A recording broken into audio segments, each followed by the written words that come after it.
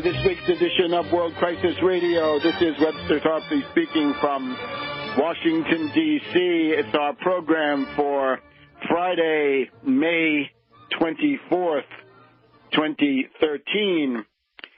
Now, our big focus remains the mass mobilization which must occur in favor of the Warren-Tierney bill, currently in both the House and the Senate. The developments of this week indicate that this is a fight that may well go on all summer. There will be a flare-up of interest right before the July 1st doubling of the interest rates, but there may be no immediate resolution given the dysfunctional Congress, right, blocked by Tea Party lunatics and on the other side, indeed, by Wall Street Democrats. So far this week, I have been on Coast to Coast AM, thanks to George Noory for his kind invitation. That was on late Monday into Tuesday morning, Coast to Coast AM, 500 stations, Sirius, 3.5 million listeners sometimes. I was also on Jeff Rent's program and on Tom Kiley's program. All of those will be on tarpley.net or the respective websites of these hosts. And the message remains that of the need to mobilize, the imperative to fight.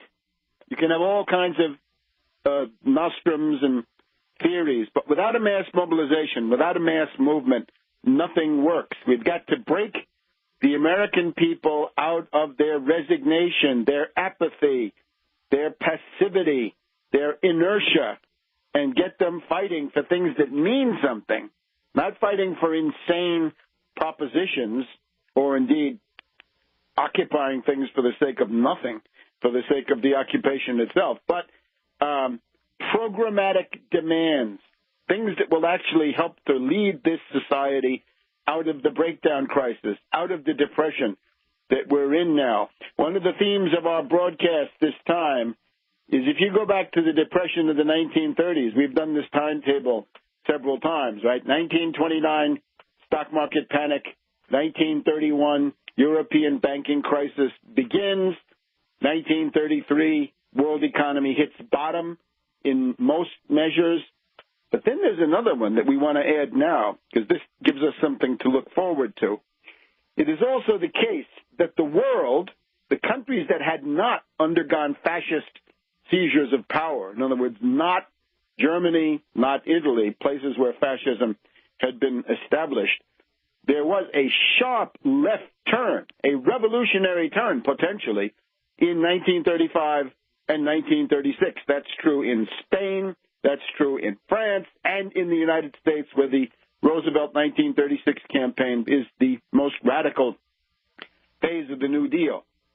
So at that rate, we are approaching something similar if conditions repeat themselves, as they sometimes do. Tendencies at least may well be there.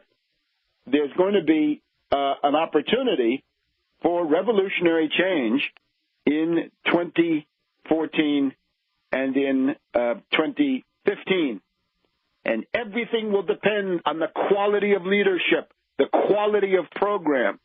We're going to have to be somewhat more polemical in regard to the Brand X nostrums, right? We're going to have to make clear to you who's a faker and who's not, because if we can't get these fakers essentially exposed and people understanding what's with them, they will be around to mislead, to sabotage, and to wreck this opportunity that may be coming in 2014 and in 2015. And, of course, if that happens, the chances of a definitive fascist seizure of power go sky high.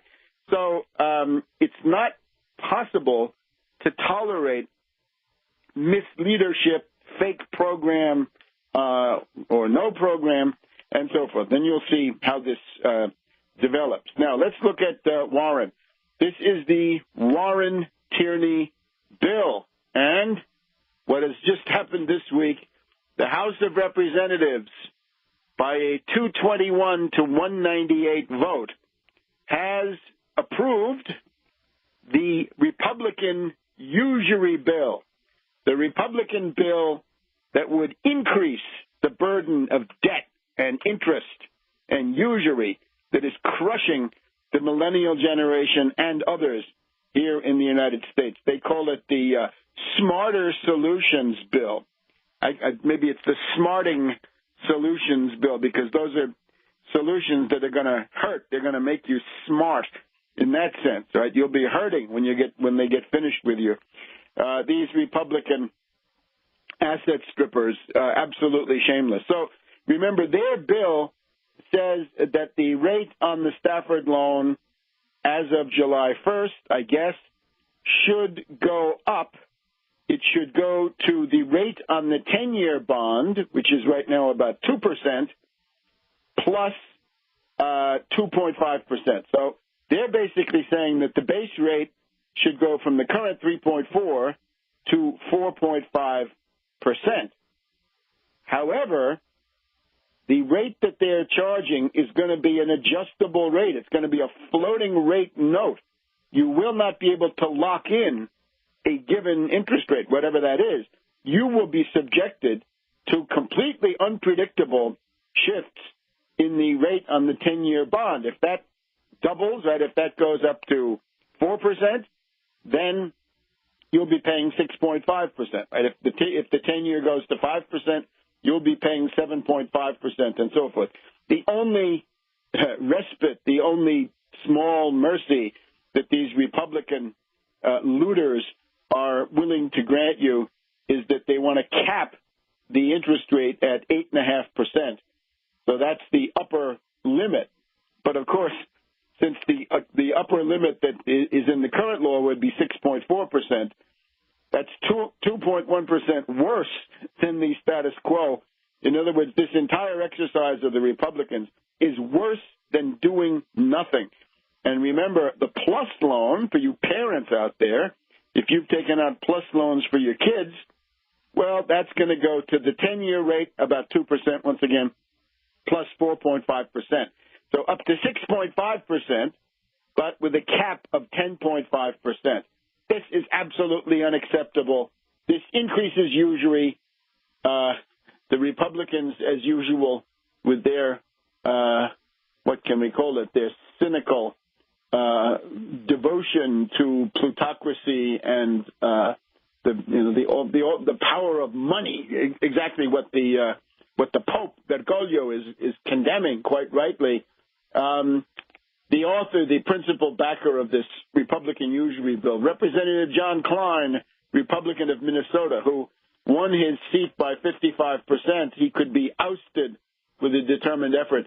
He says, the market is a much more reliable determiner of the true cost of capital than a bunch of us politicians sitting around taking a guess. Well, get it into your head, Klein. We don't care about your goddamn market. Your market is a fraud. There is no market. There's a cartel. There's a trust, an oligopoly. It's fixed. It's doctored. The LIBOR cartel, that was the market, right? At the highest level, the world credit market was defined by the London Interbank Offered Rate, and we know that over many years there was a criminal conspiracy, a real RICO effort by 17 of the largest zombie banks in the world to fix it. And, of course, the British so-called regulators, if we can call them that, they knew, they did nothing. Helicopter Ben found out and kept it a secret so everybody could get looted. So we're not interested in the market rate. We want to get this rate as low as we can get it. And that is why we want the Warren Tierney bill, 0.75% interest, and not a basis point more. Back in a minute on Tarpley.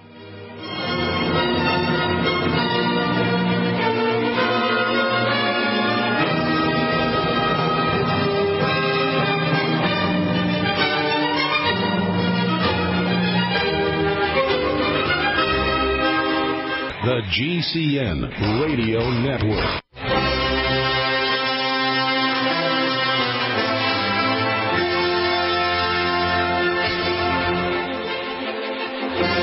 Welcome back to World Crisis Radio. To keep up with all of this, Tarpley.net, Tarpley.net got the the full coast-to-coast AM show from last Monday.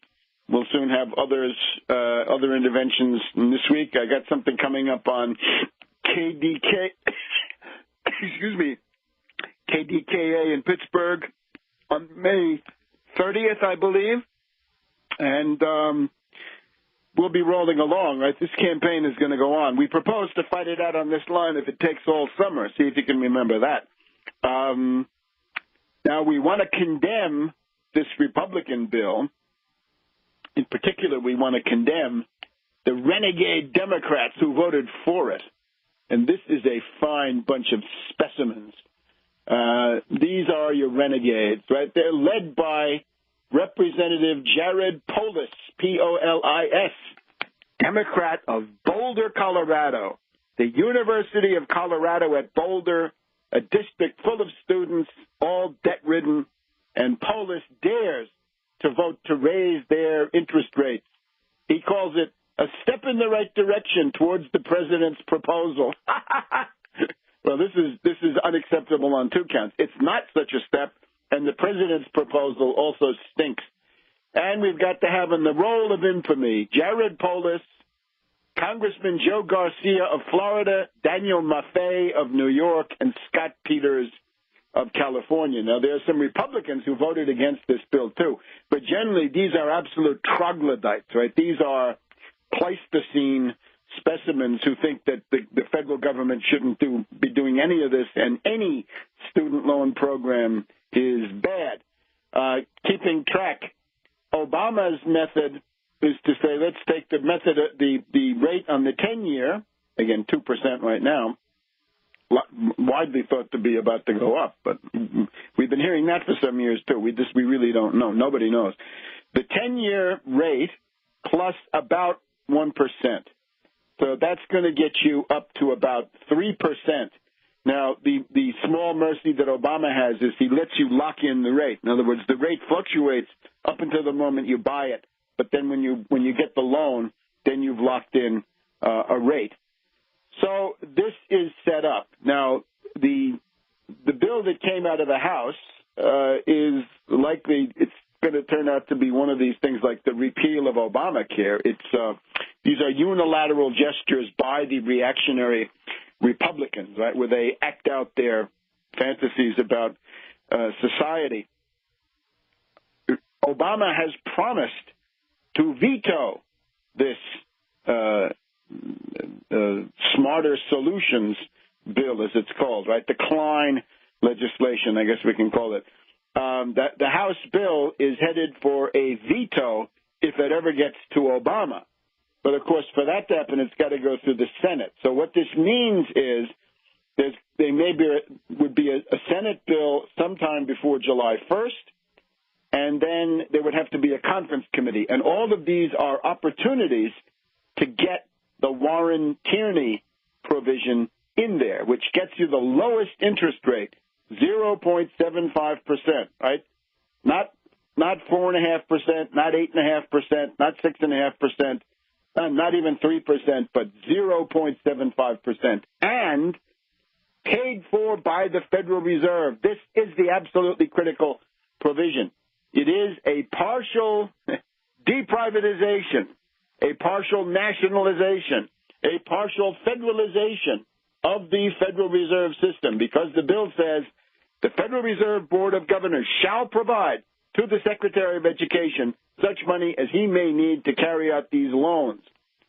So what this means is that it will not increase the deficit. It's not going to result in the borrowing of money on the market, and it's not going to increase taxes.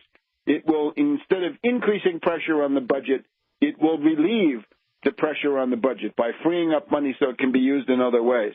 This absolutely has to be understood. Most commentators don't understand it or choose to avoid the theme, because here is where you can get some honest right-wingers, right, some conservatives, people who are concerned about the lawlessness and the sociopathic policies of the Fed.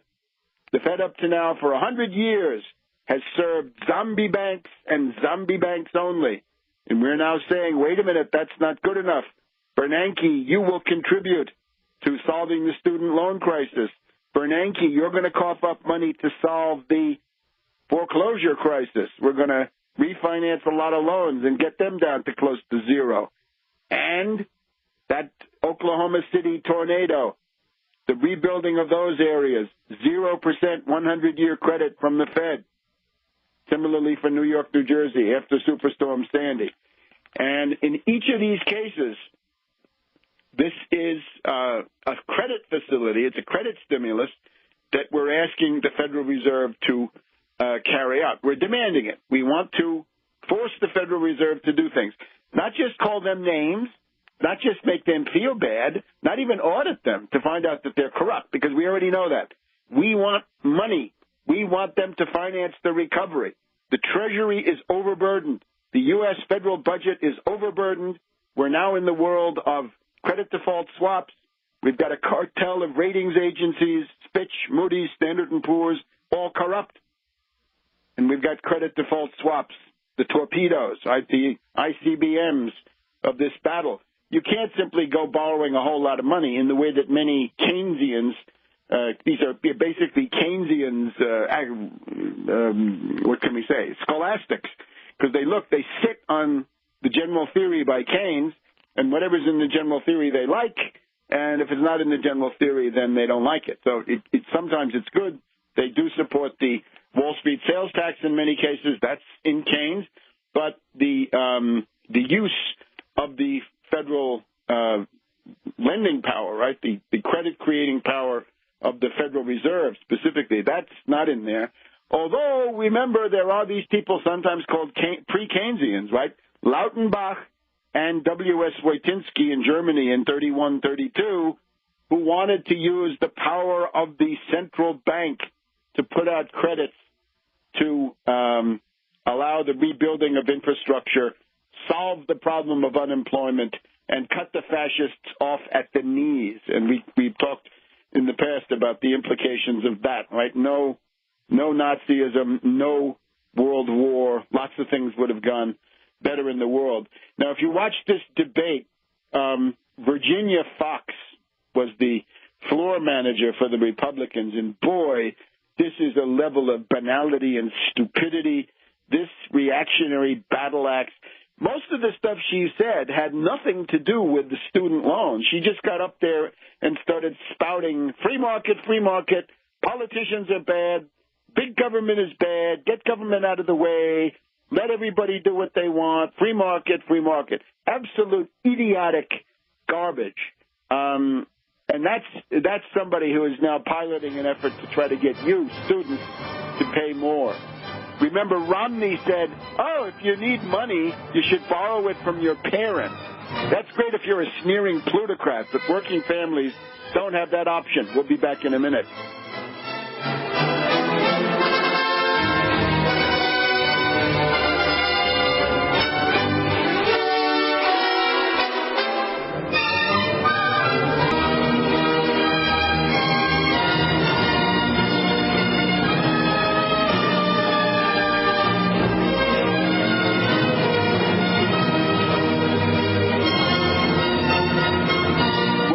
To World Crisis Radio. Keep up with everything at Tarpley.net, Webster G Tarpley Twitter feed, various radio appearances. You can see that all through Tarpley.net.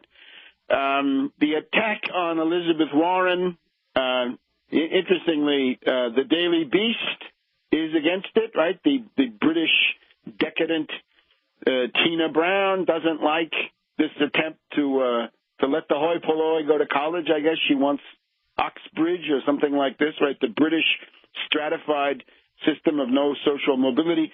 Brookings Institution, special venom, right? That it's a cheap political trick and should be immediately disregarded. And another big attacker on Warren is Jason Delisle of the New America Foundation. He wrote this screed on Yahoo Finance. And it turns out that he's a Republican. Isn't that interesting? A former Republican congressional staffer. And his line is, the Murray budget, that is to say the budget which the Senate has passed, right, and sent to the House, although the House, for other sabotage reasons, is not considering it. The Murray budget, he says, doesn't have money in it to finance student loans. Well, let's take advantage of that fact and make Bernanke provide the money. We don't need to do it on budget. This is a perfect place for us to turn away for at least a moment from federal borrowing and federal taxation and federal spending, and let's get into the area of federal lending. You can lend the college kids the money they need at close to zero, in this case, 0.75%. So don't worry if there's no money in the budget. That's the perfect time to turn to the Fed and say, guess what, Ben? You're going to help the country. Not just the zombie banks, not just the hedge fund hyenas, not even the foreign zombie banks that you're so proud of, but you're going to do something for the general welfare, that pesky thing that comes up twice in the Constitution. Now, when we look at Elizabeth Warren's website, here's what we find.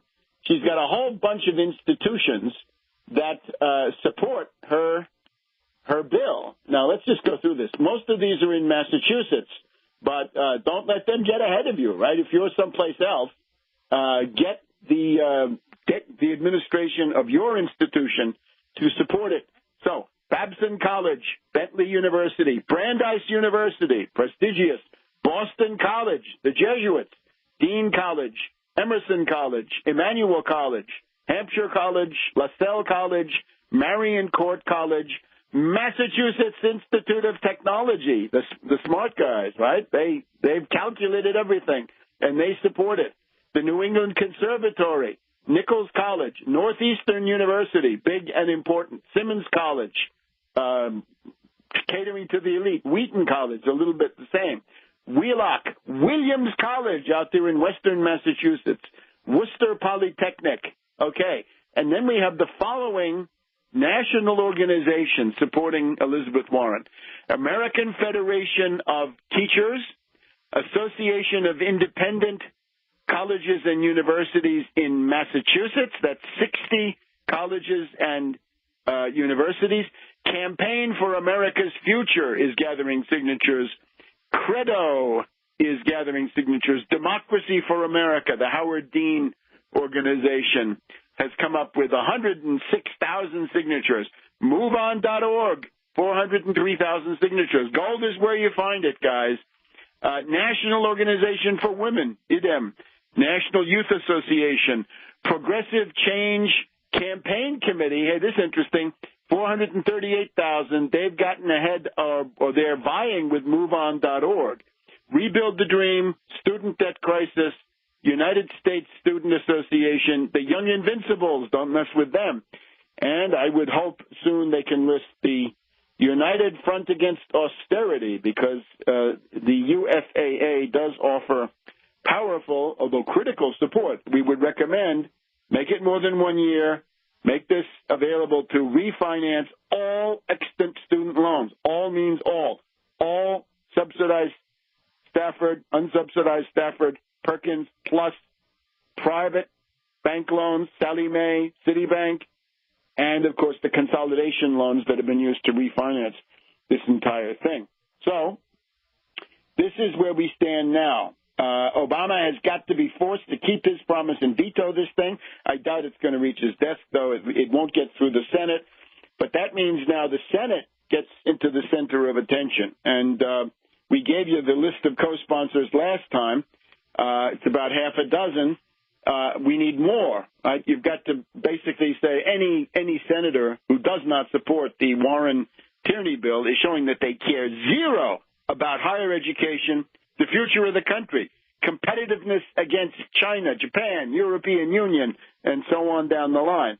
The only way you can hold your own in the 21st century is an educated workforce. So the millennials have got to reach unprecedentedly high levels of college. And, of course, we've got Bill Bennett telling us that it's not worth it. Who else did we have? We have some other reactionary this week telling us that it's not worth it. Isn't that something? And when you deal with these reactionaries, don't even listen to their arguments. Just say, what are you doing with your own kid?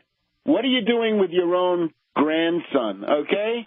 Tell us that you're against college when you apply that in your own oligarchical family, because they obviously don't really believe this. Oh, I think it's Mayor Bloomberg. Yes, Mayor Bloomberg of New York says, oh, it's not a good investment.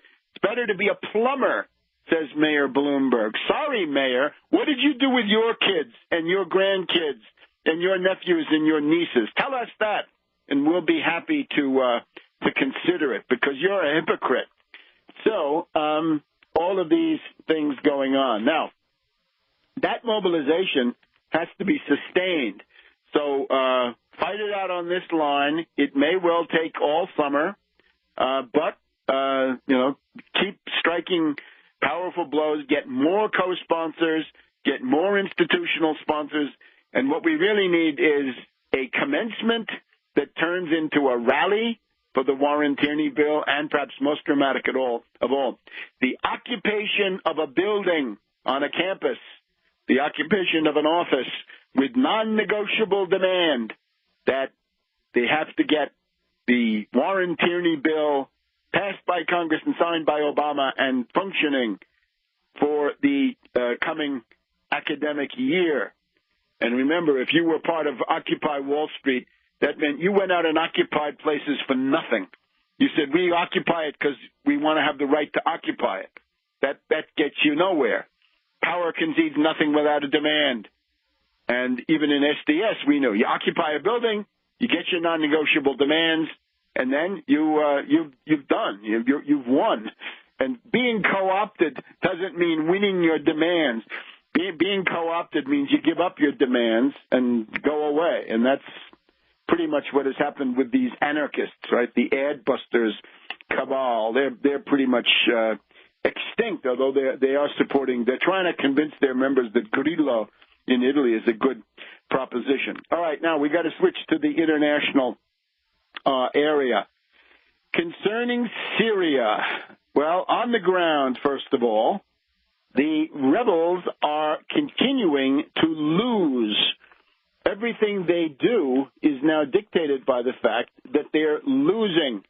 The siege of Qusair goes on, Qusair or AYR, as the case may be, but that supply line has been cut. The rebel supply line bringing in crazies and weapons and ammunition through northern Lebanon, that's been cut. And we're also told now that the supply lines along the Jordan border have been cut. So the foreign fighters, these killers, these death squads, have no logistics, and they're going to have to fall back. We'll be right with you in just a minute on World Crisis Radio.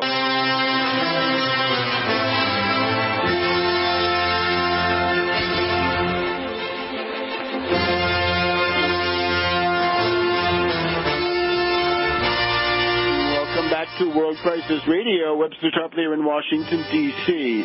The Syrian rebels are losing. Assad is winning.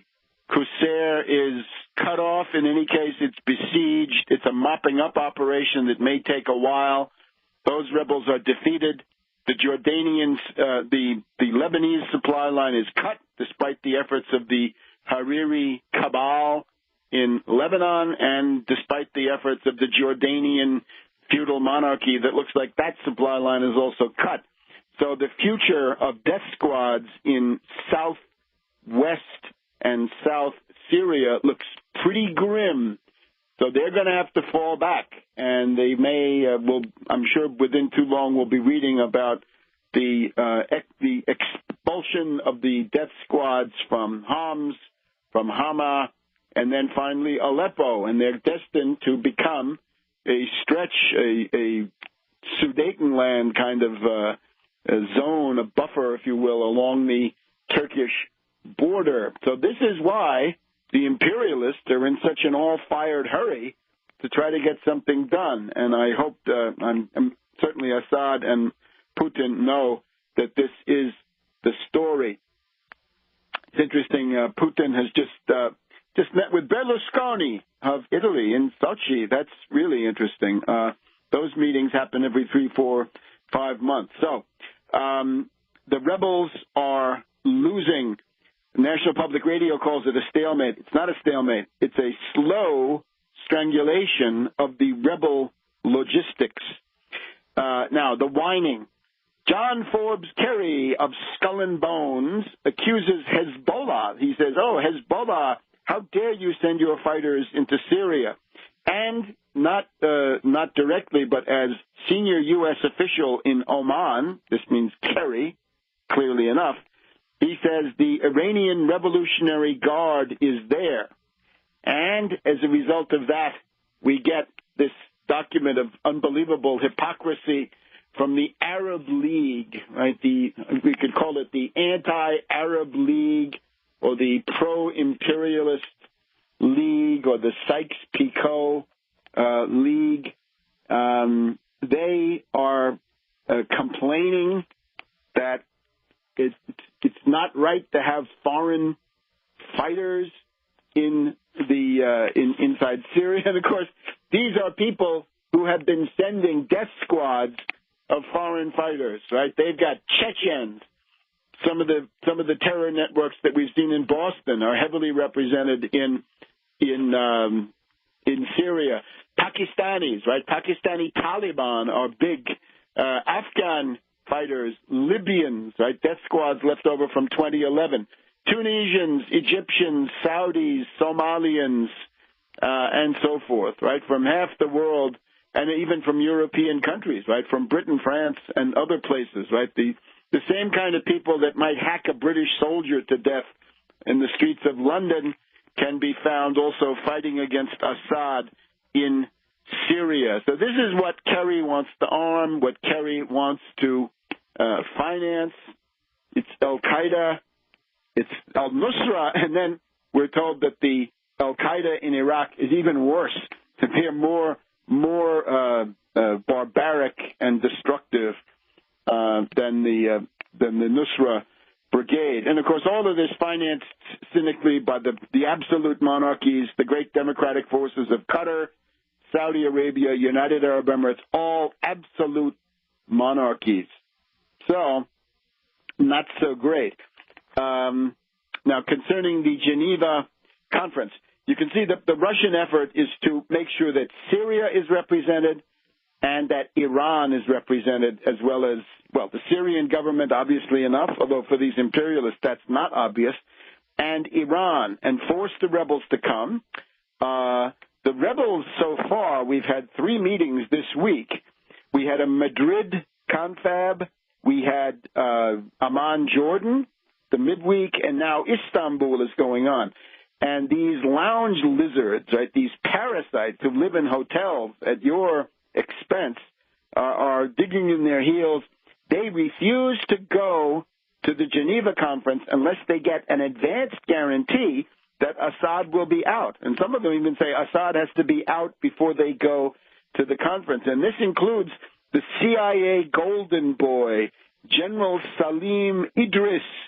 He says, his circles say in the Washington Post, it would be suicide to go to Geneva unless you've got a promise that Assad will be ousted. You've got to have that in your pocket.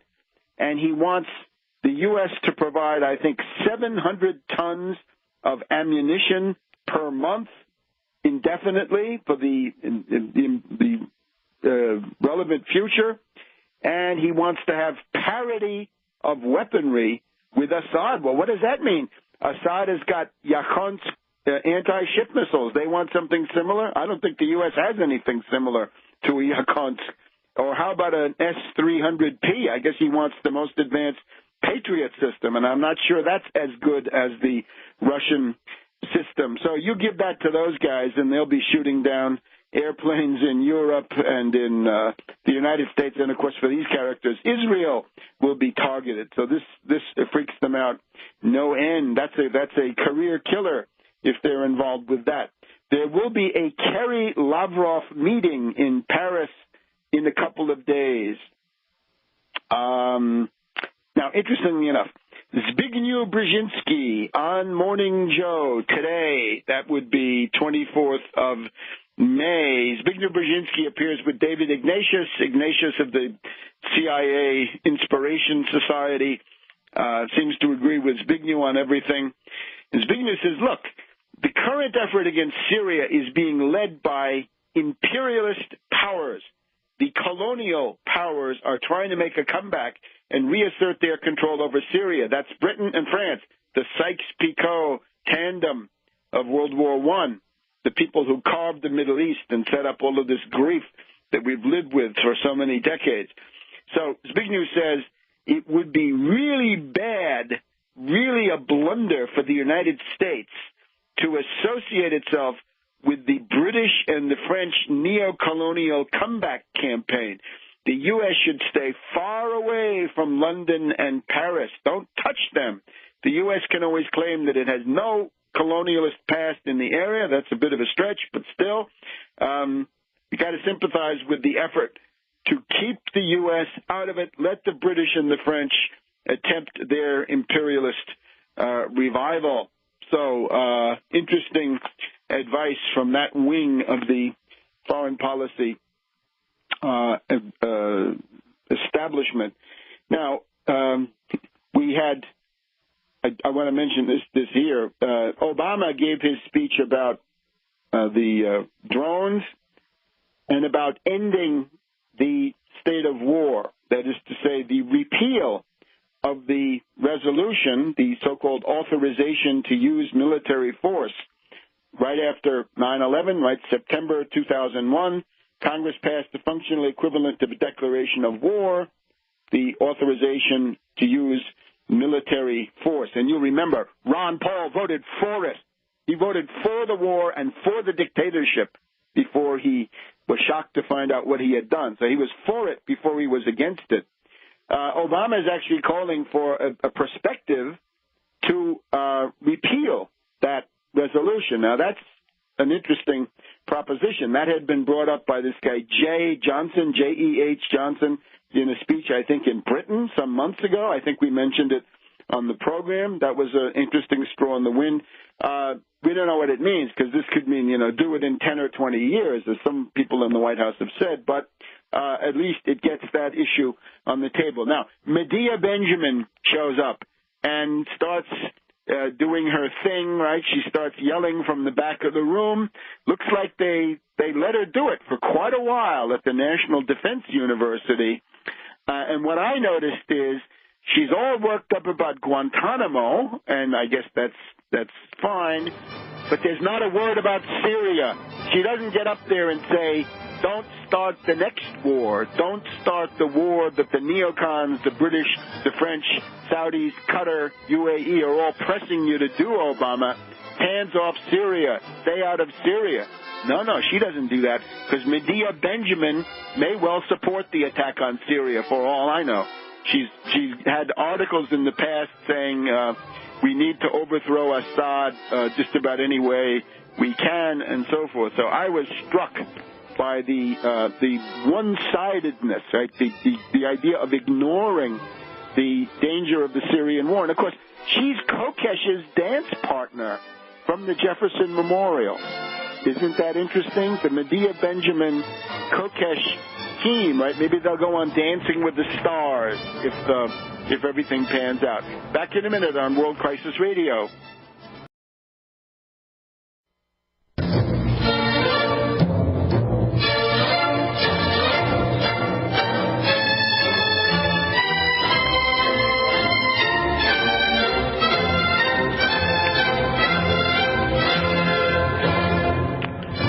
Welcome back to World Crisis Radio. This is Webster Tarpley here in Washington, D.C. Now, let us look at this Benghazi circus, opening up a new avenue of inquiry, if you will, through a bunch of tweets on the Webster G Tarpley Twitter feed, and it's essentially this. We, first of all, have to repeat, the Benghazi event was an October surprise designed by pro-Romney intelligence and military forces Its goal was to oust Obama from office, to carry out what amounts to a veiled military coup d'etat, to install Romney in the White House as a permanent austerity dictatorship, right, using the Republican methods, suppression of the vote, packing the Supreme Court with fascist judges, wiping out unions, setting up complete austerity, probably with the help of war. If we had a Romney presidency, we'd already have a war in Syria and probably Iran as well, and maybe Russia, for all we know, given what he said about Russia as the main strategic threat. And of course, when he said that, he was following the White Horse prophecy, which Romney believed in as a fanatical doctrinaire Mormon. So that is what Benghazi was. It was an October surprise that happened to come a little bit early in September. Anybody who thinks that the Benghazi was some crime of Obama, I think this is absolutely crazy. This makes absolutely no sense. You can blame, certainly the Obama administration has a policy of hobnobbing and cooperating with terrorist groups for the overthrow of Gaddafi of Libya and Assad of Syria. But the idea that the details of this were planned by Obama in the midst of his election campaign, this is absolutely insane. Anybody who believes that should give up on political analysis and we go to the gun range or whatever recreation you may choose. Now, I have stressed all along, you got to look at the people who were in a position to make Benghazi happen, the ones who were in a position to get the Ansar al-Islam of Sufyan Kumu to go and kill Ambassador Stevens, to get the February 17th Martyrs Brigade to stand down, and to get the CIA assets in Benghazi and in Tripoli to stand down, and also to prevent any air support coming in, not from Aviano, 1,200 miles to the north, but from Sigonella in Sicily, 400 miles from Benghazi. So who are these people? Well, it comes down to General David Petraeus, General Carter Ham. General David Petraeus, the CIA boss, and General Carter Ham running U.S. African Command, U.S. AFRICOM, Stuttgart, controlling Sigonella and the entire array of military forces. Now, usefully, I've been harping on this, as you know, for some weeks, months now, since it happened. But on Wednesday, May 22nd, Washington Post front page story, Petraeus at the heart of Benghazi dispute. Emails raise question about his role in drafting and reviewing talking points by Scott Wilson and Karen DeYoung. And it starts off, the controversy over the Obama administration's response to the Benghazi attack that last year began at a meeting over coffee at the Capitol 3 days after the assault. So the idea is you've got Petraeus sitting down with Dutch Ruppersberger, a Democrat of Maryland. He is the ranking member of the House Intelligence Committee. Republicans join in this request. They say to Petraeus, give us talking points so we House members can go out there and say what's happening, but without giving up any important national secrets. So Petraeus goes back to the CIA that same morning and sets into motion the writing of the infamous talking points. In other words, what came out of the Viper Susan Rice's mouth is a document drafted, first of all, by the CIA. And naturally, the Republicans are not interested because he's their darling. He's the neocon general. He's the warmonger. He wanted to escalate Afghanistan, stay in Iraq, he was in favor of early attack on Syria. We have some indication of that, along with Hillary Clinton, that tagged along. And what do we find? Couple of interesting paragraphs here. Recriminations about the talking points began within hours, but it was not until a month later that it became clear that the CIA, rather than the State Department, maintained the most significant presence in Benghazi. Near the diplomatic outpost was a CIA installation where about 24 intelligence and security personnel were based. Their mission was to track weapons shipments out of the country. Now, of course, it means organize weapons shipments out of the country to Turkey for use in Syria by death squads.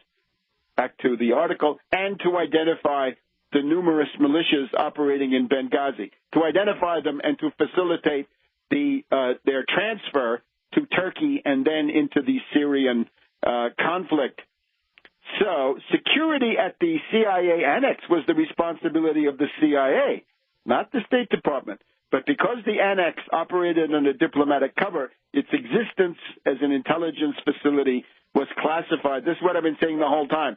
And you remember the original Benghazi hearings last year, we had Jason Chaffetz, a Mormon fanatic devotee of Romney, freaking out because the State Department witnesses came in and they showed this overhead picture, and there you could see the CIA annex. And Chaffetz said, no, they told me that we had to keep that quiet. We're not allowed to talk about it. Well, it did finally come out. Now, the whole thing about the film, right, the anti-Islamic film that the Republicans are so freaked out about. Remember, that film caused riots in 24 cities around the world, and more people got killed in those than got killed in Benghazi, just not U.S.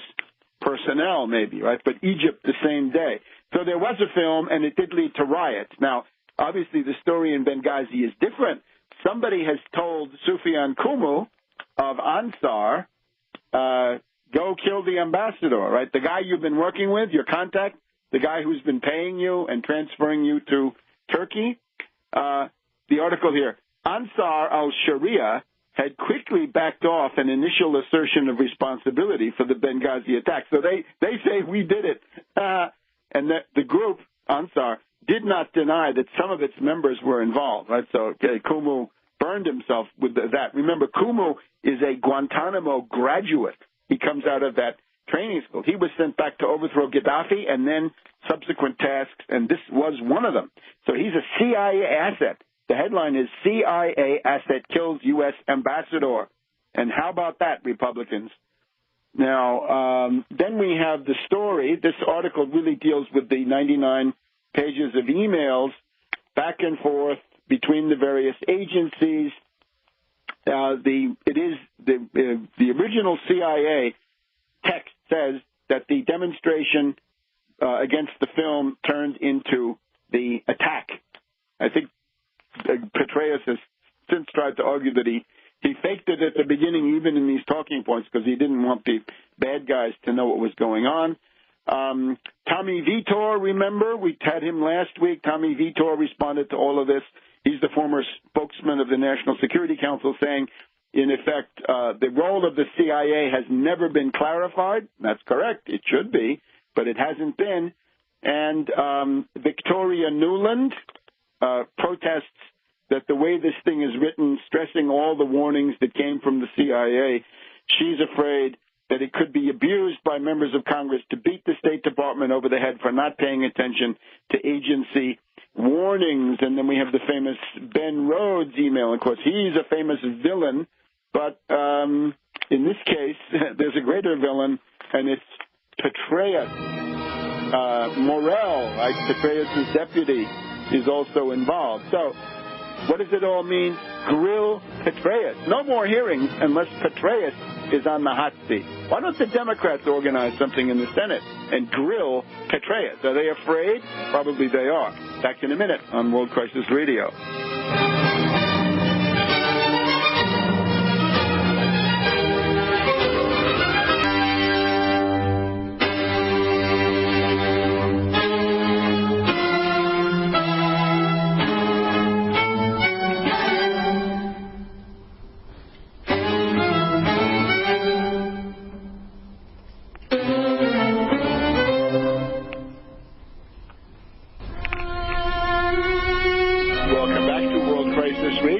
Reviewing Benghazi, once again, that infamous October surprise by the pro-Romney military coup forces. And we want to hear from Petraeus. We want to hear from General Carter Ham. We want to hear about some others, right?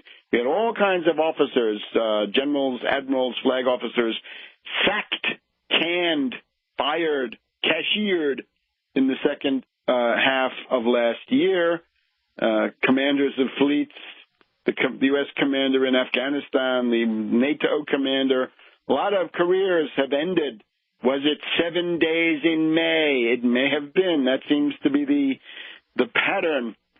So the other thing, of course, is this guy Hicks, right? Some Fox News actually helpfully put this on.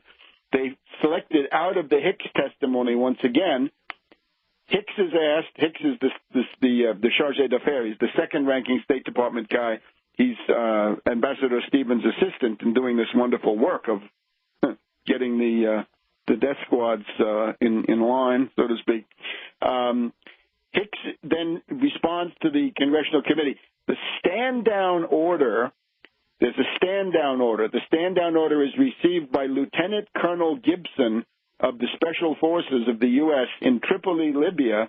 He's about to get on a C-130 Hercules transport of the Libyan forces and make the flight across the Gulf of Sidra from Tripoli to Benghazi. He gets a message, don't go anywhere, stay where you are. Hicks is asked, who gave that stand-down order? Who commanded that Special Forces unit under Lieutenant Colonel Gibson? And he says, as far as I know, U.S. AFRICOM, U.S. African Command. Now, if this testimony means anything, General Carter Ham must be grilled. General Carter Ham, he can get up there and say, oh, Obama called me and told me to stand down. Let's see how that holds up. Or Panetta told me to stand down. Or Hillary told me to stand down. Or Petraeus. Or I got a Freemasonic message in my email from some socialite in Tampa. I don't know. But that looks like Carter Ham. Time for grilled ham. So Petraeus is one, and General Carter Ham. These are the people who actually have command authority over the CIA assets and over the U.S. AFRICOM assets. And remember, that Sigonella airfield, which could have had planes, combat fighter bombers over Benghazi within slightly more than an hour if they did their work and were ready, that's General Carter Ham. So Democrats, right, you want to relieve pressure on this. It's time to look at the things that I've been pointing to. Now, let's look at the pattern. During the Obama administration, we've had three principal incidents. Number one, Mutalab. Christmas Day, 2009, Mutalab, the underwear bomber in the skies over Detroit. Complete hysteria for about 2 weeks. Christmas Day, how dare he? Mutalab, the Nigerian. Remember, his father had gone to the State Department and said, my son's a terrorist, do something about this. Then we have Benghazi, which I've just described, and then we have Boston, where we have the two brothers. One brother had been fingered by the Russian FSB not once but twice, and the FBI couldn't connect the dots. Somehow, in both of these cases, Mutalab, the State Department knows he's a terrorist. He's been in a camp in Somalia, I believe. And in the case of Boston, the Russian intelligence has said, you got some terrorists on your hands there, friends. What can we make of this? Now, the false flag operations under Bush were not planned or executed by Bush, right? It is the rogue network above and behind the Oval Office that makes these decisions. This is way above the pay grade of a puppet president. And one of the biggest fallacies is to assume that everything that happens in an administration is somehow willed by the president or the vice president, like that Bush planned 9/11 or that Cheney ran 9/11. This is absolutely infantile idiocy. And similarly with Obama, right? You look at somebody like Petraeus. Is he an Obama man? No, he's an enemy of Obama. He's somebody who wants him out. He wanted to be Republican vice presidential candidate. He wanted to be presidential candidate on his own. Maybe they had blackmail on him already, that he didn't do that. But you get the idea. And Carter Ham and these military people, they hate Obama. We heard that from Stanley McChrystal, right? McChrystal was a window into the limitless hatred of Obama by these military people. Unfortunately, you know, Constitution, elections, and all that. So 7 days in May. Now, let's go back to Mutalab, because here we have the model for what happens later on. And I refreshed all this on Twitter a couple of days ago. Take a look, Webster G Tarpley Twitter feed. The first one I do, Washington Post stresses the obvious that neocon CIA boss Petraeus directed the Benghazi talking points. And then I add, now probe the CIA role in the killings themselves. Let's hear about Kumu and the CIA, the February 17th Martyrs Brigade and the CIA, and the stand-down orders, be they from Petraeus or AFRICOM, to stand down. And by the way, it doesn't have to be the top, right? Carter Ham maybe knew nothing. Maybe it's some other figure in AFRICOM, right? There's no allegation, just that these people happen to have been ousted, as they should be, because they failed. In other words, ministerial responsibility, it doesn't mean that you're personally responsible. It's like the captain of a ship, right? You run aground, you're out. It may be not your fault at all, but it is your fault because you're the captain. All right, then, before Benghazi, there was Mutalab, the Christmas 2009 Detroit bomber, the result of deliberate mole sabotage. And that's not me talking. That's Richard Wolff on the Olbermann program, MSNBC Countdown. It's January 4th, 2010. And Richard Wolff comes on there and says the Obama White House is tending to view the Mutalab Christmas Day caper as deliberate, that it's either a conspiracy or a cock-up, screw-up, in effect. And the Obama White House looking for it. And he repeats this then to Rachel Maddow. You can get the direct link at my Twitter feed, and that's a good time to subscribe, become a follower of Webster G Tarpley. I mean, in the sense of Twitter. So then, of course, Obama the next day folded, he caved, and my headline is Obama flubs his first Bay of Pigs moment as terror moles escape purge. The people who were responsible for putting Mutalab in the sky of Detroit were people that, in a certain sense, it's the same as Benghazi. In other words, Benghazi is a surprise on the eve of the 2012 elections. You can go back and just, the chronology is a little bit longer, but the Mutalab is the preparation for 2010. It's a signal from the rogue networks that they don't like Obama and they're willing to hurt him and they want to hurt him. So go back and pull this string. We'll say a few more words about this. Go back and pull this string and you'll probably get to the rogue network behind Benghazi. We'll be back in a minute.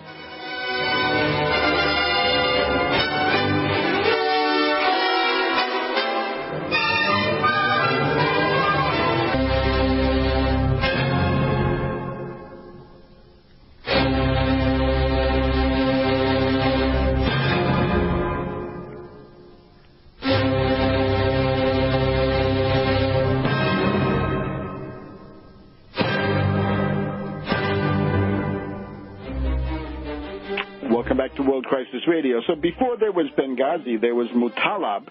On January 4th, 2010, the Obama White House had concluded that this was a deliberate setup designed to discredit somebody, make somebody look bad, mainly Obama, or one agency against another. But I think the anti-Obama was the main one.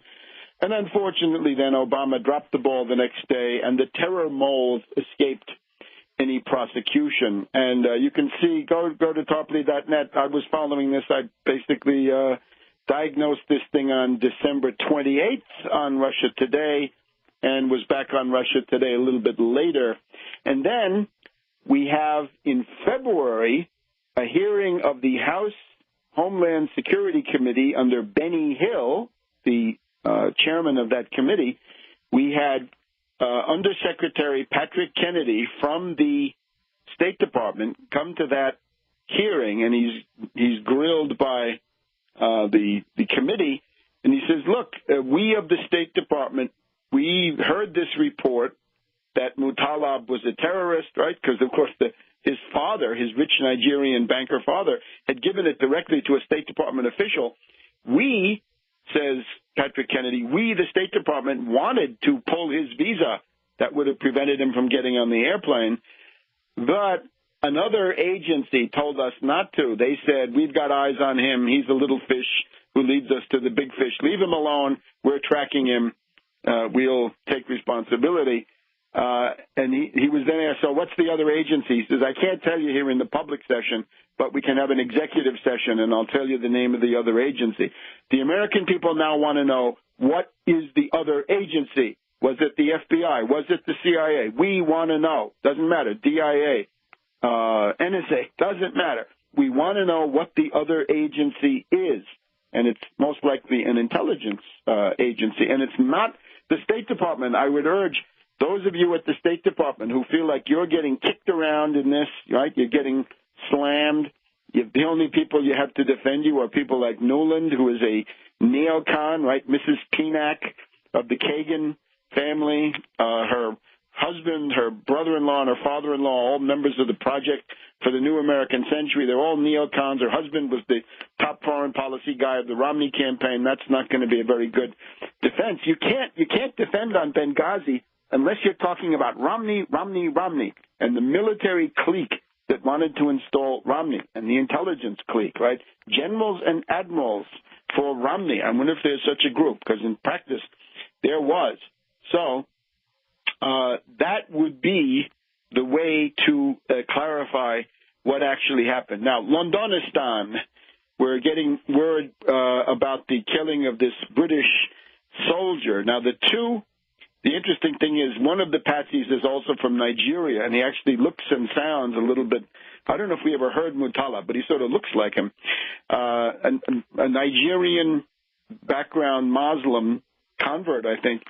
In any case, the two of them are known to MI5, right? The same story.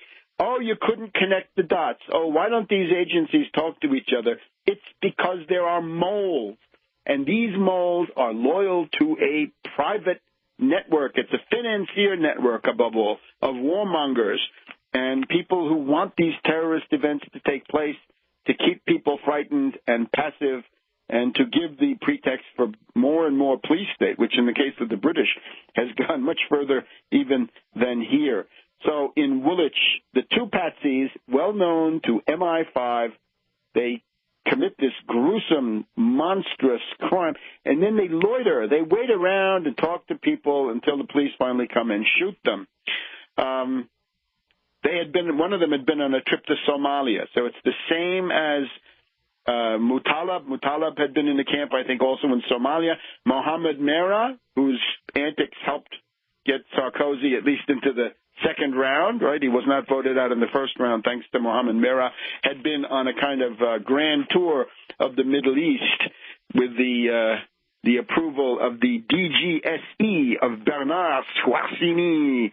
Squarcini was the head of the agency that sent him on this wonderful tour. So we have to be aware of all this. And, again, anybody who repeats the Republican talking points on this has simply abdicated any thinking. And, of course, the Democratic talking points not much better.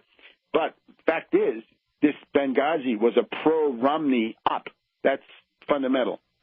So whatever you think about Obama, it's better not to have a military coup, wouldn't you say? I hope that still has some of it, especially those of you who you're always talking about the Constitution. Now, defend it in practice. Now, that also gets us into this the Kokesh issue. Kokesh got himself arrested in Philadelphia.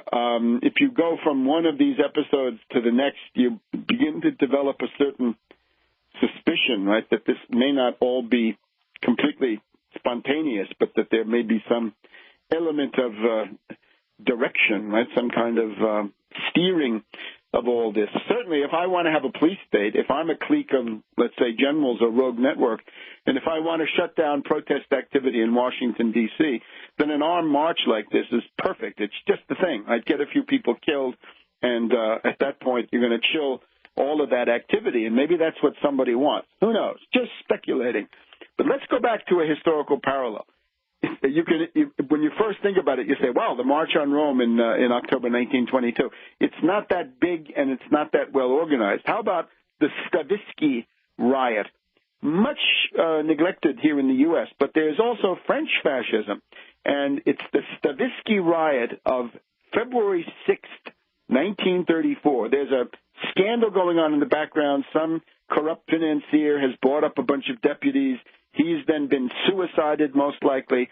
And the right wing, the extreme reactionaries, the fascists, the monarchists all come out, and they lay siege to the French Chamber of Deputies. I think it's the Palais Bourbon in Paris, and it's not so far from Place de la Concorde and the bridge across the Seine at the Place de la Concorde.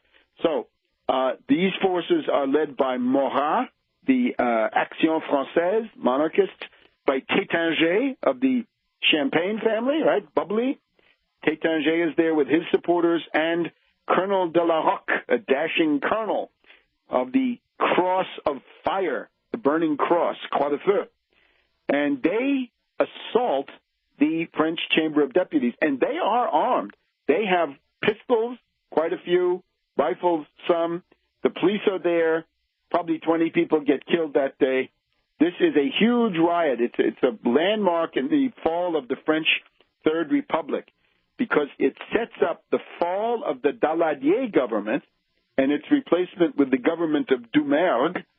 And in that government, the defense minister is Marshal Pétain, the boss of the fascists, the head of the military Cagoule, a secret organization like the Rogue Network here, and the synarchists, La Synarchie, and the Cagoule. The Cagoule is the people with hoods, like Freemasons, right? Like the P2 Lodge. So Pétain, for example, uses his post as defense minister. He says, let's build the Maginot Line, but let's not build it all the way, right? Let's not cover the entire land border of France. Let's stop essentially where the Belgian frontier begins and the Germans are no longer directly there, because that's where the Germans are then going to go through in 1940. So if you look back at that Stavisky riot of February 1934, that is a horrible experience, and I don't know why anybody would want to repeat that. So I would say to all sensible people, cease, desist, don't go. We'll be back in a minute with the conclusion of this week's edition of World Crisis Radio.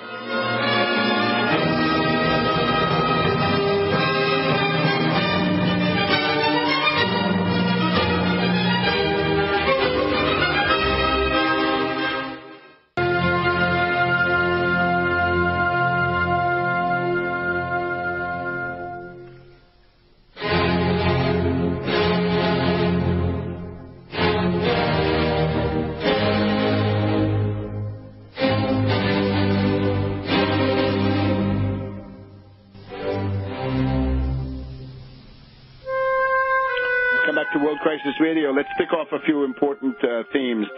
The Interstate 5 bridge has collapsed between Seattle and Vancouver, British Columbia, the main international superhighway link in the Pacific Northwest between the United States and Canada has fallen into the river. What do we do about this? We demand $3.6 trillion of 0% 100-year credit from the Bernanke Federal Reserve. We want to get our infrastructure from a D+. With a D+, it falls in the river. We've seen it in Minnesota, across the Mississippi. Now we've got the same thing north of Seattle. This has got to come to an end. Bernanke, cough up. We want to finance the rebuilding of U.S. infrastructure with Federal Reserve credit, 0% century bonds coming from states and other authorities. We've got the capital strike, the outrageous tax evasion and capital strike by Apple Computer, using tax shelters in the tradition of Romney. This guy, Tim Cook, cuts their tax bill. Starbucks does it in Great Britain. They've been under a lot of attack. Apple deserves to be too. Running interference for these parasites, little Rand, as usual, right? You're going to see the Libertarian Party of tax evasion in the 2016 presidential campaign, if he gets that far.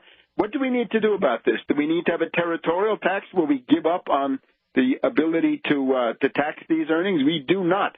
We institute an undistributed profits tax. If you're a company and you're hoarding cash, several trillion here at home, several trillion abroad, let's cut off a nice 10% or 15% of those undistributed profits. And maybe that will goad you and clarify your mind that you've got to invest that for the public good. Private property is not absolute, but it is conditioned by social responsibility.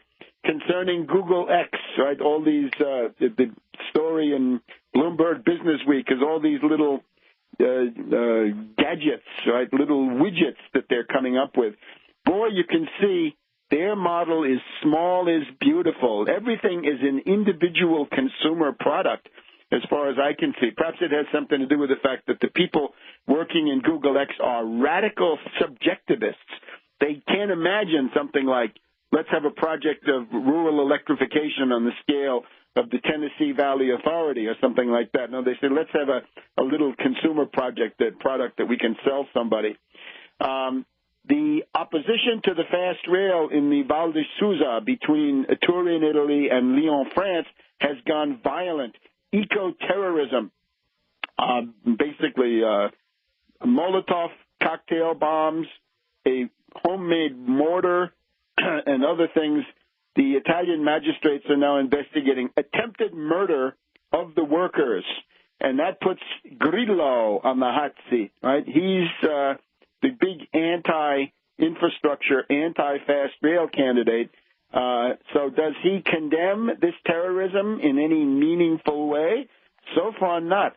He's got a UK's put out to his poor, wretched peons in the parliament that they're not allowed to give interviews unless a minder, a watcher, is there to supervise it.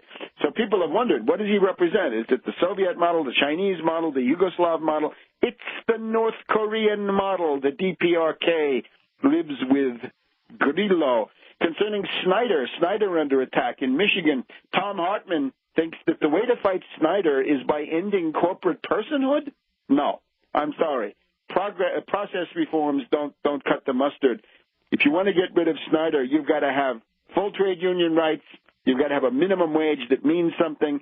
You've got to have a Wall Street sales tax so that you can fund your social safety net. And you've got to get busy creating 30 million new productive jobs, paid for, once again, by our man Helicopter Ben. Now, this, Rand Paul, Lee, Cruz, and others are blocking the House Senate Conference Committee on the Budget. I guess in some ways that's good. But the way they do it is they want to lock the government into default. These are the wacko birds, the chuckleheads. These are the swivel-eyed loons, as somebody in the British Conservative Party said about their own base. We want Obama to come out with the 14th Amendment that the debt ceiling is unconstitutional and default is illegal. It's a federal crime. Now, concerning that left turn, right, 6 to 7 years into the Depression, 1929 to 35, 36, you get a sharp left turn. What are the signs of this right now? Well, one is the new Pope, Bergoglio. His initial statements are extremely encouraging. Some of this is some of it I did actually before we made the statements, but you can see it also on my Twitter feed, right? He says, money must serve. Money cannot be allowed to rule. It's got to serve. And that there's an invisible power of money that rules the world where it should be ruled by solidarity and charity. Now, this, I think, is a very hopeful sign. The possibility of reviving ideologically decadent and decrepit Europe, as well as large parts of the United States, is given in these new statements from Bergoglio. When you talk about shaping the zeitgeist, one of the reasons for the enduring fascination of the Vatican is that it expresses the ability to act on the zeitgeist, on the Weltgeist, right? The spirit of the age, the spirit of the time, the direction of world public opinion, and so forth. And it seems to me that this is going to have a tremendous effect. It won't be long now before people like Hannity, and Hannity has tried to weasel his way around this, if you listen in the various afternoons, and Limbaugh and these other people, they're going to start freaking out when we get the first heavy-duty encyclical on these themes. The pastor from the slum neighborhoods of Buenos Aires who washed the feet of a Muslim woman on Maundy Thursday at San Giovanni Laterano. This is going to have a big effect. This may then set the stage for a general left turn. And I'm telling you, when that happens, the big question is, who has programmatic hegemony? Who is the go-to, or what force is the go-to force to find out what to do, right? If you want to rebel against the system, who do you go to?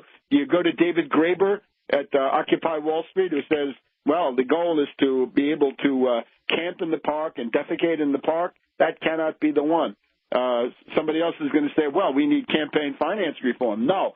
Somebody else will say, we need Glass-Steagall. Glass-Steagall is fine, but it's not what you need. You've got to have mass traction economic demand, and they've got to be adequate to lift the society and the world out of the depression.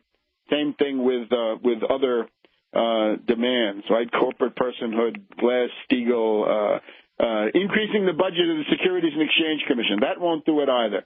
That won't help families, right? They need immediate things like Medicare for all, stop foreclosure, remove as much as possible of the student debt burden, above all, no austerity, Wall Street sales tax, 30 million new productive jobs. So let's look forward to that. Let's look at it as a build-up towards 2014 and 2015, when I think some of these tendencies, promising tendencies now, are going to come to fruition. And in the meantime, unfortunately, we have to have a frank exchange of ideas about what ideas will work and what ideas won't. And if people want to dabble in international analysis, somebody who comes forward and says, Putin has a backdoor deal with Obama to sell out Syria, I'm sorry, that will not be good enough. And I would invite the people at the Boiling Frog website to change what they've said, right? To exercise a moment of self-criticism, right? Rather than coming with denigration against me, that's not the point. Take your analysis and correct it, because otherwise you are disorienting people, right? You're telling them that Putin has sold out Syria. No, Putin has not sold out Syria. So a vigorous dialogue concentrated on program and analysis and ideas, and not so much of the ad hominem stuff. There's no point in doing that. So we'll see you next week on World Crisis Radio. In the meantime, Tarpley.net, Webster G Tarpley Twitter feed.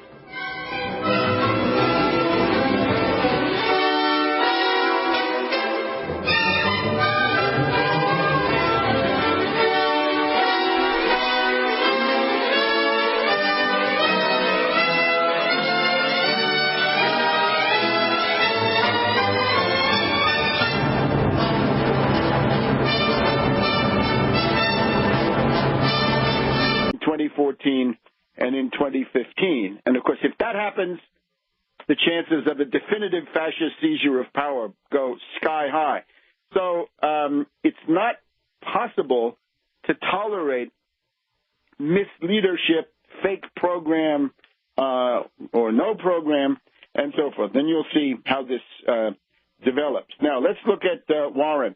This is the Warren-Tierney bill. And what has just happened this week, the House of Representatives, by a 221 to 198 vote, has approved the Republican usury bill, the Republican bill that would increase the burden of debt and interest and usury that is crushing the millennial generation and others here in the United States. They call it the Smarter Solutions Bill.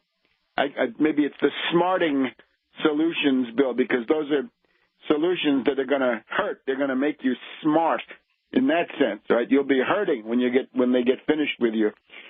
These Republican asset strippers, absolutely shameless. So remember, their bill says that the rate on the Stafford loan as of July 1st, I guess, should go up.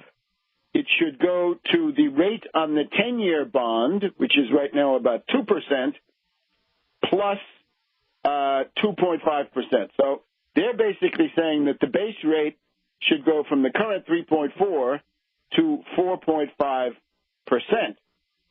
However, the rate that they're charging is going to be an adjustable rate. It's going to be a floating rate note. You will not be able to lock in a given interest rate, whatever that is. You will be subjected to completely unpredictable shifts in the rate on the 10-year bond. If that doubles, right, if that goes up to 4%, then you'll be paying 6.5%. Right? If the 10-year goes to 5%, you'll be paying 7.5% and so forth. The only to the secret, so everybody could get looted. So we're not interested in the market rate. We want to get this rate as low as we can get it. And that is why we want the Warren Tierney bill 0.75% interest and not a basis point more. Back in a minute on Tarpley.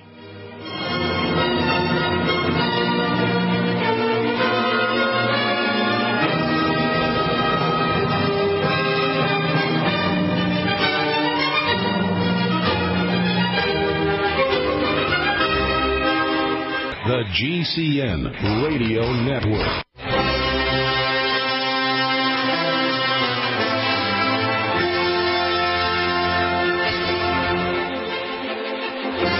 Welcome back to World Crisis Radio. To keep up with all of this, Tarpley.net. Tarpley.net got the full coast-to-coast AM show from last Monday. We'll soon have other interventions this week. I got something coming up on KDKA in Pittsburgh on May 30th, I believe. And we'll be rolling along, right? This campaign is going to go on. We propose to fight it out on this line if it takes all summer. See if you can remember that. Now, we want to condemn this Republican bill. In particular, we want to condemn the renegade Democrats who voted for it. And this is a fine bunch of specimens.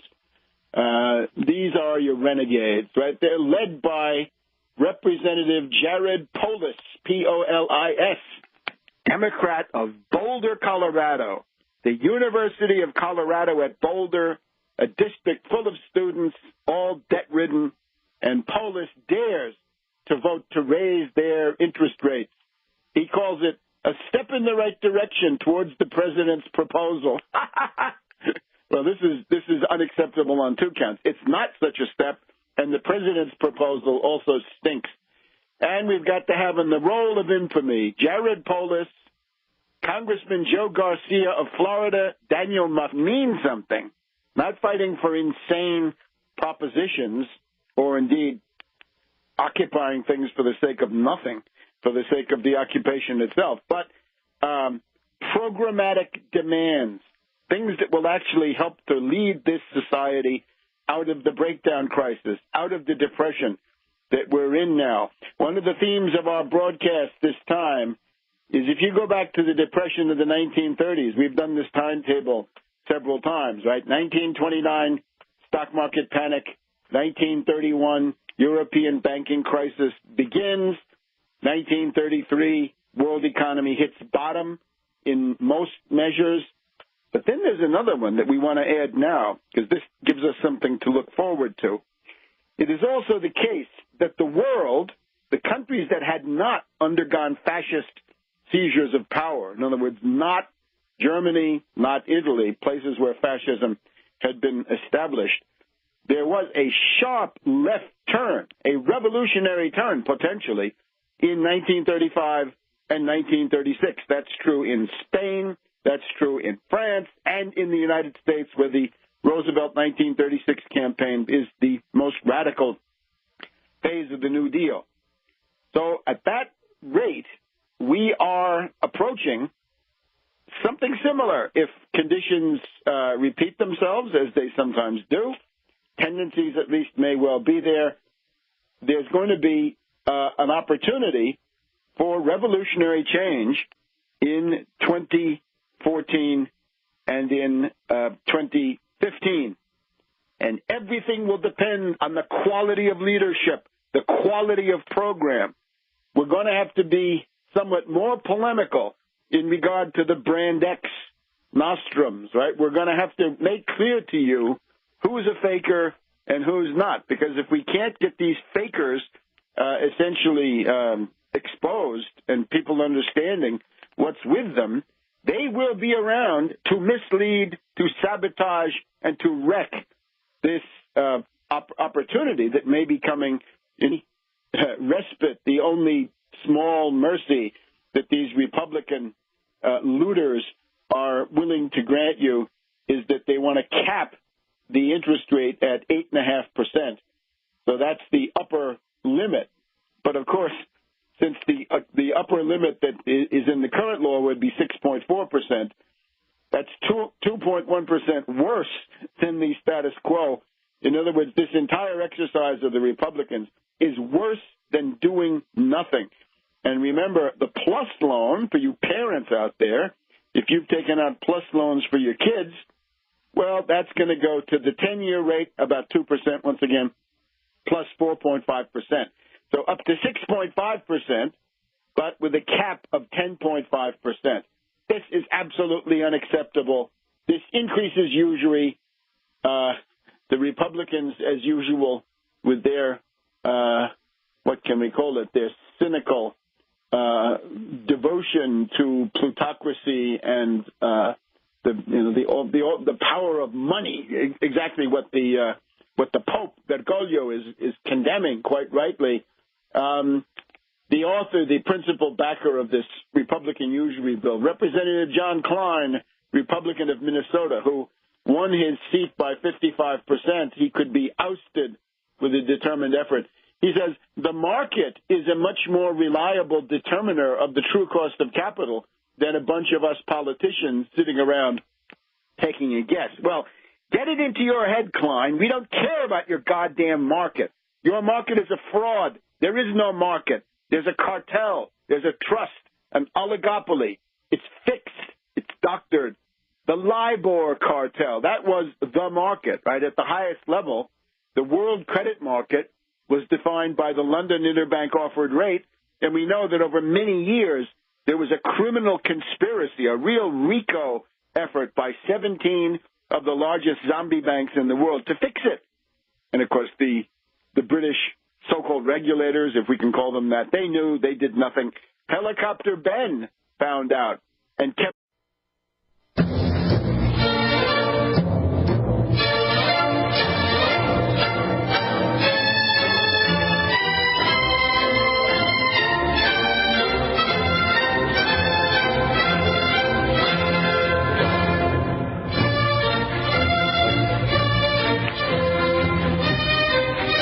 Welcome to this week's edition of World Crisis Radio. This is Webster Tarpley speaking from Washington, D.C. It's our program for Friday, May 24th, 2013.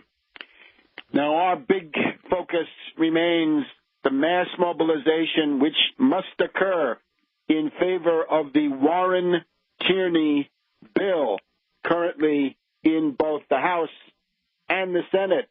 The developments of this week indicate that this is a fight that may well go on all summer. There will be a flare-up of interest right before the July 1st doubling of the interest rates, but there may be no immediate resolution given the dysfunctional Congress, right, blocked by Tea Party lunatics and on the other side, indeed, by Wall Street Democrats.